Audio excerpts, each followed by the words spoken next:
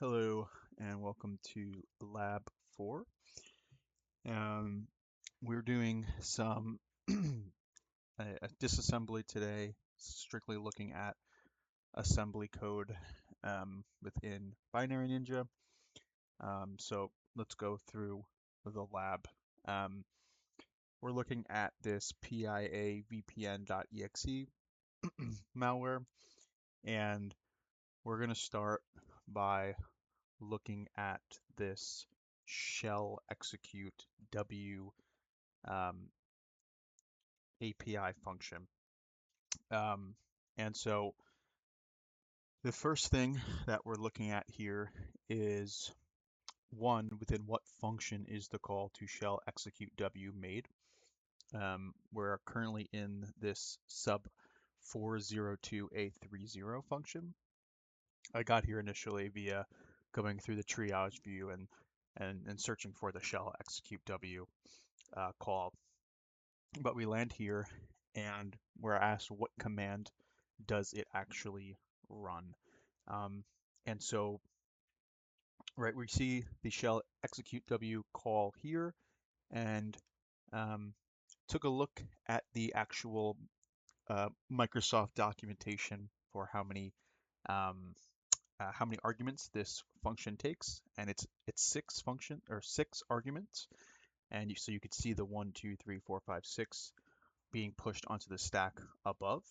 Um, and so what we can actually see what it's running is it's obviously opening the command .exe command prompt, and it's running this command here, vssadmin.exe delete shadows all quiet. So let's quickly actually just look at what vssadmin does. It seems that it's saying that it's a Windows command line tool used to manage the volume shadow copy service. Shadow copies, which seem to be volume snapshots used for backups and systems restores.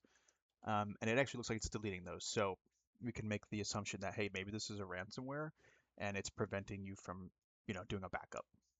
Just a theory right there, just kind of assuming.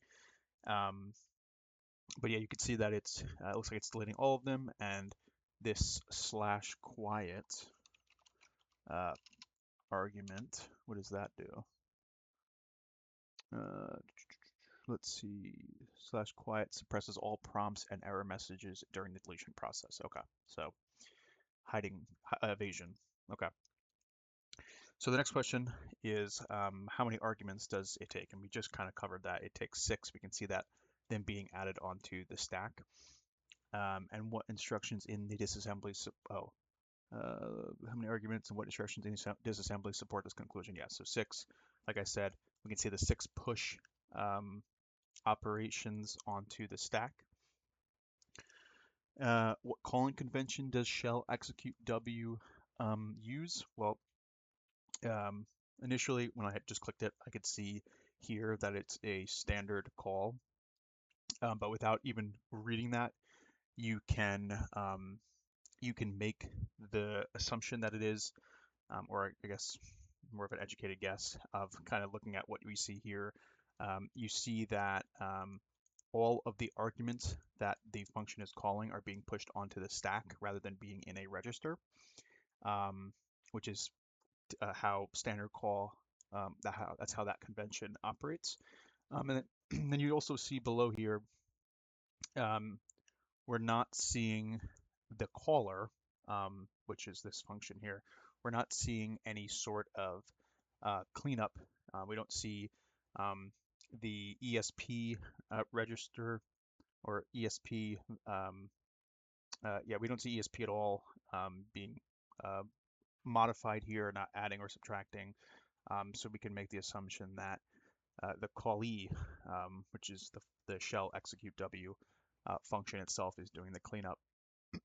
Um, I don't know why I was struggling to say if ESP is a register or not. Okay, it is a register. Okay, I wasn't sure. All right, ESP is a specific CPU register. Okay, so yes. Um, okay, the next thing we're being asked is within the function that makes the call to shell execute W, which instructions form the minimal prologue and what do they accomplish? So yeah, we're going to scroll up to the top of the function here, and I think we're basically looking at this portion. Um, and what we're really seeing is this first instruction is going to set the EBP, the base pointer. We're then going to move the ESP register into that base pointer register, and then we're going to see that it's going to subtract what is that, 24 bytes, I believe, um, and it's going to basically reserve um, that many bytes on the stack. Um, and then we're looking at this security cookie, which is an unsigned integer, 32-bit, with this looks like an address here, and it's basically moving that into EAX, and then we're actually going to do a XOR operation of the base pointer um, to XOR EBP, the base pointer to that EAX security cookie address value. If I had to guess, with some experience with security cookies and um, like boundaries in the past, that we are looking at some sort of security control to prevent like a buffer overflow or just kind of set that memory boundary. And then we're asked about the epilogue. So if we scroll down to the epilogue, where are we here? So the epilogue is going to be, I believe, this whole part here. And what it's doing is um, it's moving the value that's 4 bytes before EBP, before the base pointer, into ECX. And then we're XORing the um, the ECX with the base pointer. And then we're doing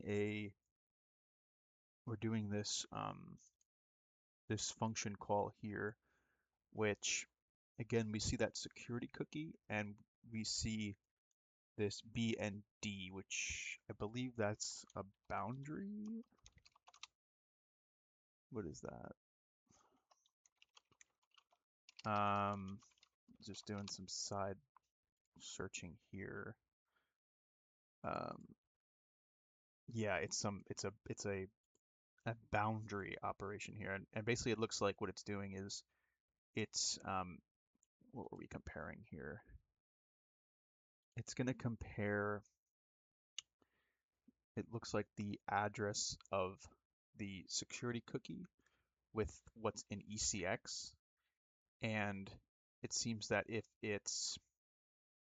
um, if it's bound it generally equals turned, it's going to basically if jump if not equal to this address. Um, Jump if not equal to 0. Okay.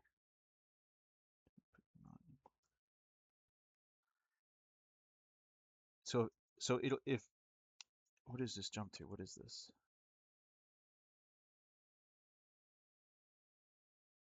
Okay. So if it doesn't equal 0, it's going to report a failure. So I'm going to assume that if it maybe this is in a case where we have gone outside of the boundary, it'll fail basically. But it looks like if not, it'll return back to the main or back to the original function here, and then it will um, move EBP into the ESP value, or register, and then um, it'll pop EBP off the stack, which seems to be the cleanup, and then it will return back to the previous function. Okay, so I guess, sorry, I was kind of going through it, but it looks like, yeah, the prologue and the epilogue have some sort of security mechanism within it. Um, Obviously, the prologue starts by kind of generating or like allocating some bytes.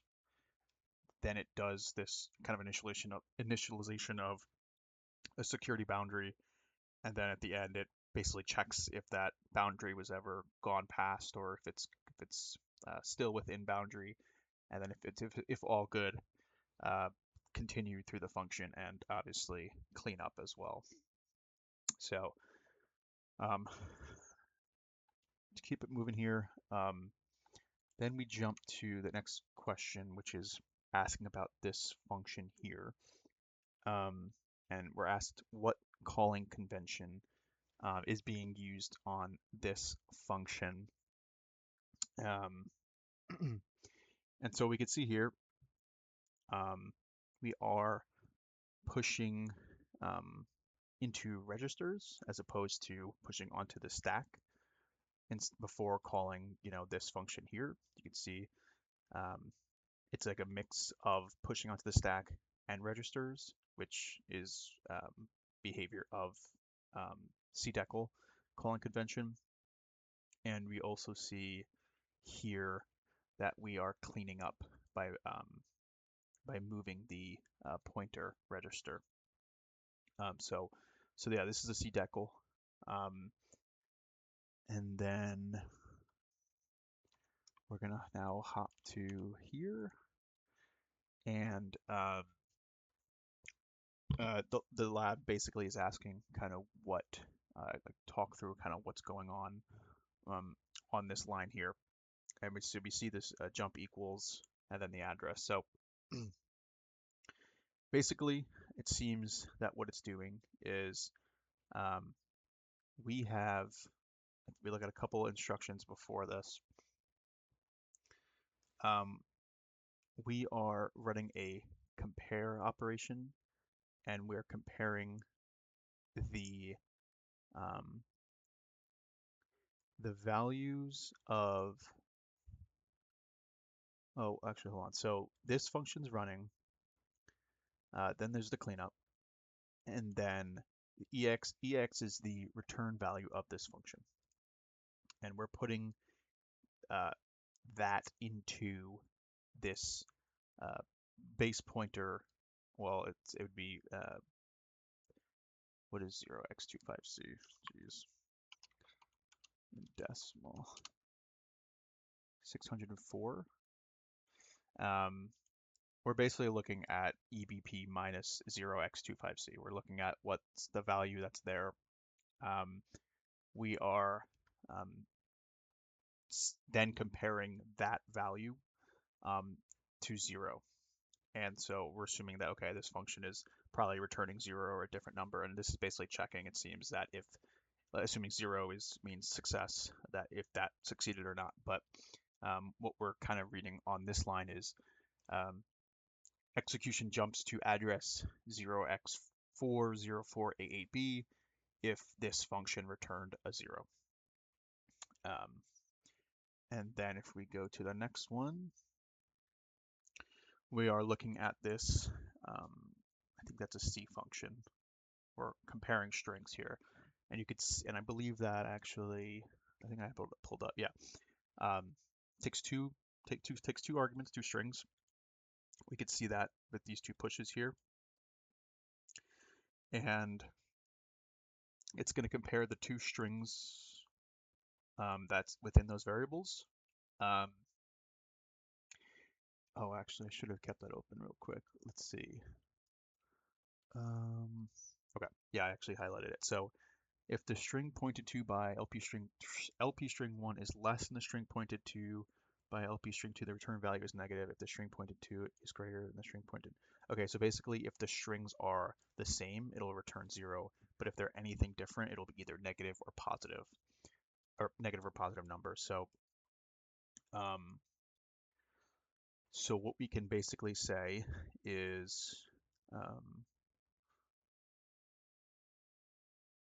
um, um, um, um, um, um, okay, so EAX is going to be the return value of the string compare. So within EAX, it's either going to be a 0, a positive, or a negative number. And so with the jump, if not equals 0, so we would say that the execution jumps to address 0x402E03 if the string compare that's being done here, which compares two string arguments being passed into it, does not equal 0. In the case of this function, if they match, it will be a 0 value. If they match, it will be a 0 value, like we were reading the documentation. However, if it's greater or less, it's positive or negative. Um, so basically, again, what we're saying here is um, if the two strings that are passed into the string compare here are the same, jump to here, jump to this new address. So um, what time am I at here? 16 minutes. Okay, I'm long, but yeah, that's it. That's the lab. So thank you.